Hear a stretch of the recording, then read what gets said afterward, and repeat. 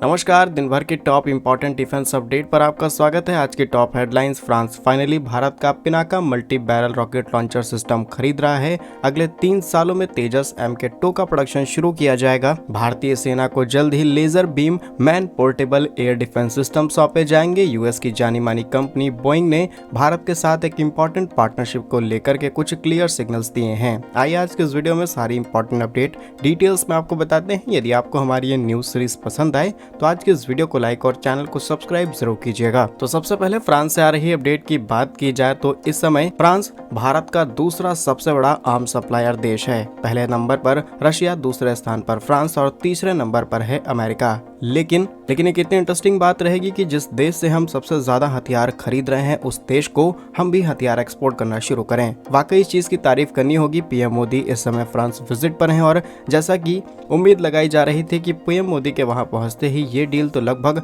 Final हो जाएगी और अब ये फाइनल स्टेज पर जा चुकी है। रिपोर्ट्स के मुताबिक बैक चैनल से दोनों देशों ने बातचीत करनी शुरू कर दी है। अगले 1 महीने के भीतर ये क्लियर कर दिया जाएगा कि किस प्राइस पॉइंट पर फ्रांस भारत से इस रॉकेट लॉन्चर सिस्टम को खरीद रहा है। जानकारी के लिए आपको ये भी बता दें कि इस तरीके के सिस्टम इन्हें भारत के DRDO ने खुद से देश के अंदर तैयार किया है। ये अमेरिका तक की टेक्नोलॉजी को काफी हद तक बीट करते हैं, बिकॉज अमेरिका ऐसे ही रॉकेट लॉन्चर्स बना करके तैयार करता है, लेकिन उनकी कॉस्ट बहुत ज्यादा आ जाती है और फ्रांस की नीड्स को फुलफिल नहीं कर रहे। लेकिन यदि ये डील आपको नॉर्मल लग रही है तो बिल्कुल आपको ऐसा नहीं सोचना चाहिए, क्योंकि फ्रांस एक परमाणु संपन्न देश है, UNSC में परमानेंट मेंबर है और अगर भारत जैसे देश से ये हथियार खरीदना शुरू करेंगे तो डेफिनेटली ग्लोबल मार्केट में जो हमारी फ्री की मार्केटिंग होने वाली है और इसके बाद जो पोटेंशियल भारत दिखाएगा अपने हथियारों को एक्सपोर्ट करते हुए, इससे भारत को बहुत ज्यादा बेनिफिट मिलेगा।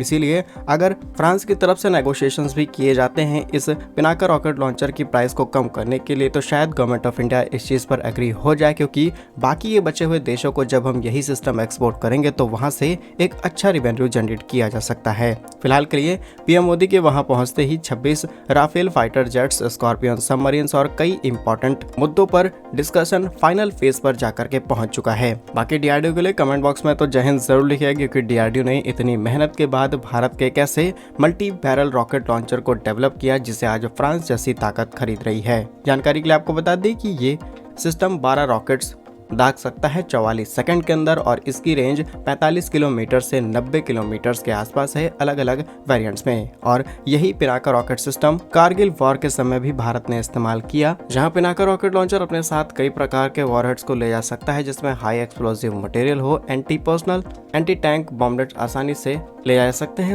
इसके अलावा इसकी मोबिलिटी बहुत ज्यादा एडवांस है, इसे टेरर ट्रक पर आसानी से माउंट किया जा सकता है इजी ट्रांसपोर्टेशन के लिए। अब इसके वेरिएंट्स की बात की जाए तो पिनाका MK1 इसे शॉर्टर रेंज के लिए तैयार किया गया। पिनाका MK2 इसे थोड़ी सी रेंज बढ़ाई गई जो 70 से 75 किलोमीटर के आसपास है, लेकिन पिनाका गाइडेड जिसकी रेंज पहले से और ज्यादा इंप्रूव की गई है और यह सैटेलाइट बेस्ड गाइडेंस का इस्तेमाल करती है, यानी कि टारगेट पर बहुत ही सटीक हमला करना हो तो इसका इस्तेमाल आसानी से किया जा सकता है। बाकी भारत और फ्रांस की इस डील से जियोपॉलिटिक्स में क्या बदलाव देखने को मिलेगा उसके बारे में शुरुआत में ही हमने आपको बता दिया। नेक्स्ट अपडेट भारत के तेजस MK2 के प्रोडक्शन से सामने निकल के आ रही है, जहां पर उम्मीद ये है कि 2025 में MK2 को लेकर के जितने भी पेपर वर्क्स हैं वो पूरी तरीके से तैयार कर लिए जाएंगे और 2028 में फाइनली MK2 का प्रोडक्शन शुरू किया जाएगा। जानकारी के लिए आपको बता दें कि भारत में हो रहे एरो इंडिया 2025 में आयोजित सम्मेलन के दौरान ADA, जिसे हम एरोनॉटिकल डेवलपमेंट एजेंसी के नाम से जानते हैं, इनके अधिकारियों से तेजस MK2 पर बातचीत की गई। तब इन्होंने इस बात का खुलासा करते हुए बताया कि उत्पादन में ज्यादा देरी नहीं की जाएगी जितना हमें तेजस MK1 में देखने को मिली है और 2028 के अंत या फिर 2029 की शुरुआत में प्रोडक्शन के लिए शुरू हो जाएगा, जिसमें 120 यूनिट्स का प्रोडक्शन किया जाना है और इनकी सक्सेसफुली डिलीवरी 2035 तक की जाएगी। लेकिन पहले फेज में जो डिलीवरी हो उसमें 18 यूनिट्स जल्द से जल्द डिलीवर की जानी है ताकि इसे एक्चुअल ग्राउंड पे फुल पोटेंशियल के साथ टेस्ट किया जा सके। और जैसा कि आप जानते होंगे कि इस फाइटर जेट को लेकर के भी अमेरिका ने बहुत नखरे दिखाए हैं, बिकॉज इस फाइटर जेट के अंदर भी हम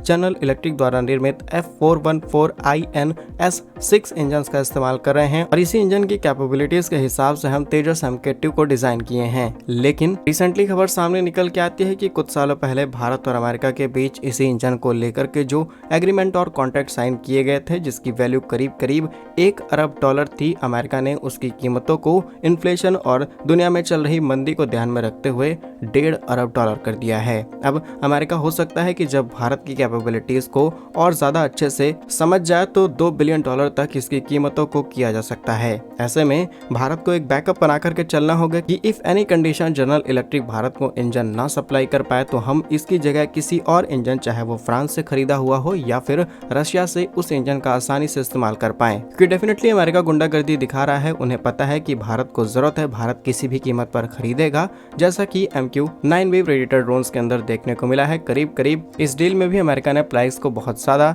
बढ़ चढ़ के लगाया है। नेक्स्ट इंपॉर्टेंट अपडेट फ्रांस से सामने निकल के आ रही है, जहां पर फ्रांस की मल्टीनेशनल एरोस्पेस कंपनी थेल्स और भारत डायनेमिक्स के बीच एक इंपॉर्टेंट समझौता साइन किया जाएगा, जिसमें हम laser beam riding man portable air defence system को तैयार करेंगे। अब नॉर्मल एयर डिफेंस सिस्टम या फिर कहें man portable air defence system, जिस डायरेक्शन में टारगेट करके हमला किया जाता है वो उसी जगह पर हमला करता है, लेकिन क्योंकि यहाँ पर लेजर टेक्नोलॉजी का इस्तेमाल किया जाएगा तो बहुत ही एक्यूरेसी के साथ हमला किया जा सकता है। और जैसा कि पीएम मोदी फ्रांस में है तो ये डील भी फाइनल हो सकती है। लेकिन पैरेलली एक ऐसी ही डील भारत और यूनाइटेड किंगडम के बीच 2021 में साइन की गई थी, जब very short range air defence system and missiles launchers को डेवलप करने के लिए कॉन्ट्रैक्ट साइन किया गया विद भारत डायनेमिक्स लिमिटेड। आज दुनिया के करीब करीब 30 देशों के पास इसी तरीके के एयर डिफेंस सिस्टम इस्तेमाल किए जाते हैं, लेकिन जितने भी देश इसका इस्तेमाल कर रहे हैं या फिर अपने देश में बना रहे हैं वो अंडर लाइसेंस के तहत प्रोड्यूस किए जा रहे हैं। भारत ऐसा नहीं चाहता, हम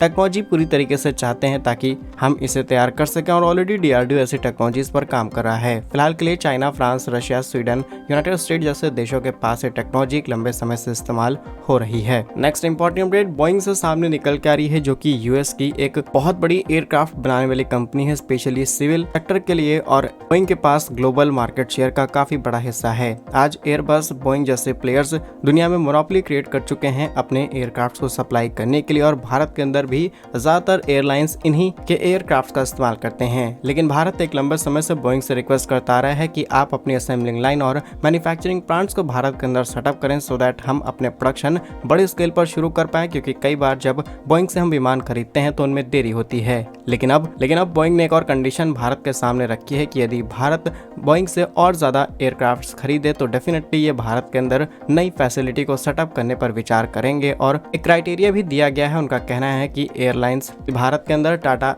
एयर इंडिया, इंडिगो सहित जितनी भी एयरलाइंस हैं वो लगभग 1800 विमानों को ऑर्डर दे चुकी हैं, और इस वर्ष करीब करीब 130 विमानों की डिलीवरी की जाएगी। लेकिन बोइंग की उम्मीद है कि इससे ज्यादा हथियार खरीदे जाए, और भारत इसके अलावा कई साउथ एशियाई एयरलाइंस अगले 20 सालों में 2835 विमान खरीदने की तैयारी में है। भारत अपनी खरीदारी के परसेंटेज को अगर थोड़ा सा भी या फिर 8 से 10% भी बढ़ा देता है तो डेफिनेटली हम भारत के अंदर अपनी असेंबलिंग लाइन को सेटअप कर लेंगे, जिससे भारत में एम्प्लॉयमेंट जनरेट होगा। करीब 7,000 लोगों को यहाँ पर नौकरी मिल पाएगी। हर साल 300 से ज्यादा एयरक्राफ्ट की सप्लाई होगी। $1.25 अरब की इन्वेस्टमेंट यहाँ पर की जाएगी। तो वाकई ये एक अच्छा ऑफर हो सकता है भारत के लिए। बाकी इस पर आप क्या सोचते हैं हमें कमेंट्स में जरूर बताइए। ऐसे ही वीडियोस आप तक आते रहे तो वीडियो को लाइक, चैनल को सब्सक्राइब जरूर कीजिए। वंदे मातरम, भारत माता की जय।